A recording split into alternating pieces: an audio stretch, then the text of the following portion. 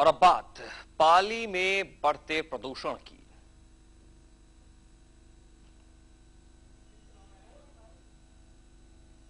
पाली में प्रदूषण की समस्या एक बड़ी समस्या के तौर पर सामने आ रही है। स्थायी समाधान नहीं होने से यह समस्या हर रोज लोगों के लिए परेशानी खड़ी कर रही है। कुछ इलाकों के हालात तो ऐसे हैं कि लोग उन इलाकों से गुजरने से घबराते हैं।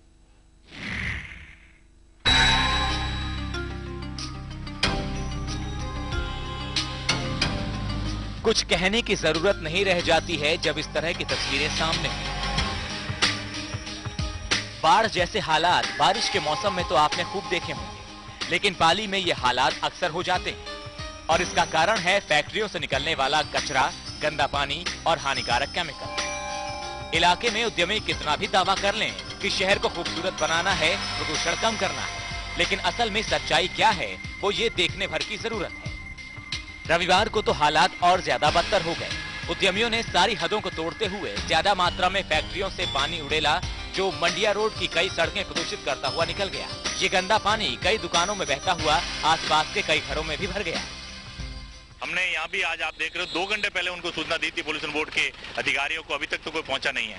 जब पूरी तरह से पानी ओवरफ्लो होना बंद हो जाता है तब जाके प्रशासन को कोई आदमी पहुंचता है। माननीय उच्च न्यायालय में भी हमने अपनी याचिका दायर की रखी है, उस पर भी इनसे जवाब तलब हो रखा है, नोटिस दे रखा है।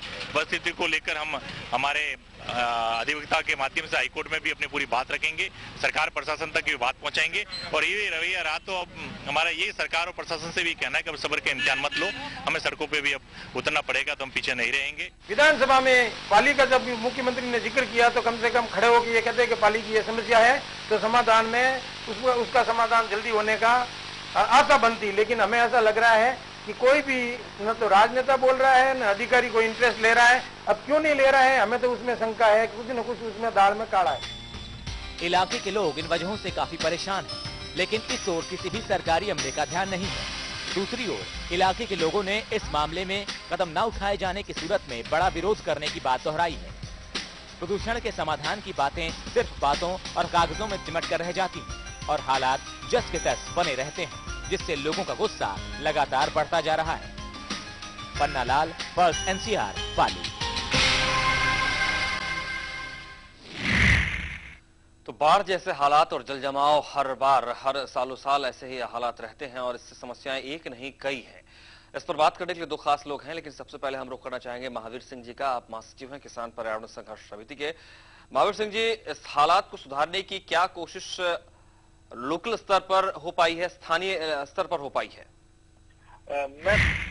मैं थोड़ा सा पीछे जाऊंगा। जब बांडी नदी थी आज से 25 साल पहले, बिल्कुल बारिश का साफ पानी इस नदी में बहता था और उससे नदी के किनारे किसानों के कुएं रिचार्ज होते थे, किसान उससे खेती करता था और पीएचडी इस पानी को पीने के लिए सप्लाई करता था।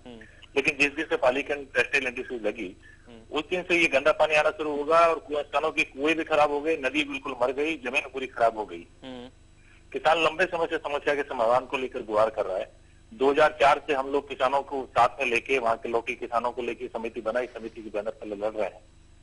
न्यायालय के फैसले भी आए हैं, सरकार के साथ मीटिंग हो जाती है, अफसरों के साथ बैठ के होती है, उसके निर्णय भी आ जाते हैं, लेकिन जिस तरह से निर्णय की इंप्लीमेंट होना चाहिए वो आज तक नहीं हुआ।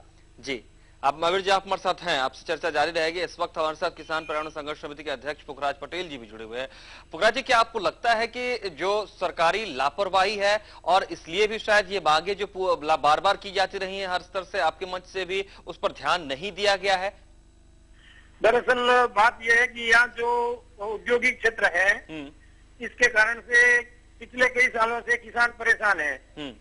किसान बार बार संघर्ष करता है, लेकिन संघर्ष के बावजूद भी उसके संघर्ष के पे कोई ध्यान नहीं दिया जाता है, जिसका एकमात्र कारण तो ये है कि इसी जो ये ट्रस्ट चलाते हैं उद्योग वाले, इनमें से पैसा बचा के इन अधिकारियों व नेताओं की हाजी हजूरी में खर्च किया जाता है और उसी कारण से किसानों की सुनवाई नहीं होती है।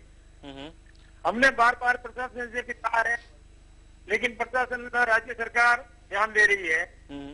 हालत इतने गंभीर है, कई लोगों को बीमारी हो रही है, कई लोगों को सांस में तकलीफ है, किसी को हार्ट अटैक की बीमारी हो रही है और पशुधन तो इतना मर रहा है जिसको कोई सुनने वाला भी नहीं है। बिल्कुल, आप जो बातें कह रहे हैं वाकई गंभीर है पुखराज जी। महावीर जी, आप महावीर जी भी हमारे साथ बने हुए हैं। महावीर जी, क्या देखिए, उद्योग धंधे होना तो खैर अच्छी बात मानी जाती है, ये अच्छा है, लेकिन इसको व्यवस्थित करने के लिए क्या कोई प्लानिंग भी नहीं है? प्लानिंग बोर्ड नहीं है, यहाँ पर काम नहीं करता है क्या? ऐसा भी कुछ है क्या? जी, ये जब हम सरकार और प्रशासन को कहा तो उन्होंने इसके समाधान के लिए उद्यमियों के साथ में मिलकर ट्रीटमेंट प्लांट लगाए यहाँ पे। हाँ। तो एक नहीं 4 ट्रीटमेंट प्लांट यहाँ पे लगे हुए हैं, 2 अभी प्रोसेस में है। उस ट्रीटमेंट प्लांटों को चलाने में लगभग 15 करोड़ रुपए साल में खर्च होता है। ठीक है। लेकिन न तो ट्रीटमेंट प्लांटों के पास तकनीक है और न वो ट्रीटमेंट प्लांट व्यवस्थित रूप से चल पाते हैं। हमने centre for science and environment नई दिल्ली की जो एनजीओ है उसकी लैब में इस पानी को टेस्ट करवाया, तो जो ट्रीटमेंट प्लांट ट्रीट करके पानी छोड़ता है वो कतई ट्रीट नहीं है, सो कॉल्ड ट्रीटेड है। पूरा का पूरा पानी जैसा अंदर आता है उसको फॉर्मेलिटीज करके नदी के अंदर छोड़ दिया जाता है। हमने सरकार और प्रशासन से भी ये कहा कि वाटर क्राइसिस एरिया है, पानी की कमी है यहाँ पे, और अगर आप ट्रीटमेंट करते हो इसको तो क्यों नहीं वापस ट्रीट करके पानी वापस रीयूज करो। इंडस्ट्रीज इस पानी को वापस रीयूज करें। नदी में पानी आया ही नहीं, नदी प्रकृति की देन है, भगवान के भरोसे जो इंद्रदेव की मेहरबानी से जो पानी बरसता है वही नदी में आए तो नदी भी साफ रहेगी और आपको भी पानी मिल जाएगा। सवाल आप बिल्कुल सही उठा रहे हैं और कहीं ना कहीं इसमें सुझाव भी छिपा हुआ है। पुखराज पटेल जी, आप भी हमारे साथ बने हुए हैं। पुखराज जी, क्या इस व्यवस्था को लेकर के कभी स्थानीय स्तर पर जो स्थानीय लोग हैं उन लोगों ने भी कोई आंदोलन या किसी तरह के कोई मांग एकजुट होकर की हो, ऐसी सिचुएशन आई है क्या? पिछले 4 सालों से हमने कई बार संघर्ष किया है, कई बार अपने नदी को रोका, बिल्कुल पानी को रोका भी है, और सरकार ने बार बार हमारे साथ समझौता किया। जयपुर स्तर तक की हमारे बैठकें हुई है, लेकिन बैठकें तक ही सीमित रहता है, उसके बाद में उस पर कोई ध्यान नहीं देता है। ये बहुत बड़ी लापरवाही है। आपने ठीक कहा कि अगर ध्यान नहीं दिया जाता है तो इसके परिणाम गंभीर हो सकते हैं। पुखराज पटेल जी, शुक्रिया आपका, हमारे साथ जुड़े आप, बहुत महत्वपूर्ण जानकारी आपने दी है और उम्मीद हम ये करेंगे कि प्रशासनिक स्तर पर कार्रवाई जरूर होनी चाहिए, क्योंकि हम अपनी तरफ से भी जिम्मेदारी ये समझते हैं कि ऐसी स्थितियों को उन तक पहुंचाएं। और महावीर जी, आपका भी शुक्रिया हमारे साथ जुड़ने के लिए। और प्रशासनिक स्तर पर हम ये उम्मीद करते हैं, कम से कम अब जब तस्वीर आपके सामने है तो इस तस्वीर को बदलने की कोशिश तेज होनी चाहिए। हमारी नजर इस खबर पर लगातार बनी रहेगी, क्योंकि लोगों के स्वास्थ्य से जुड़ा हुआ यह मसला है और हम इस पर लगातार अपडेट करते रहेंगे। आपको भी होगी आपसे फिर मुलाकात। नमस्कार।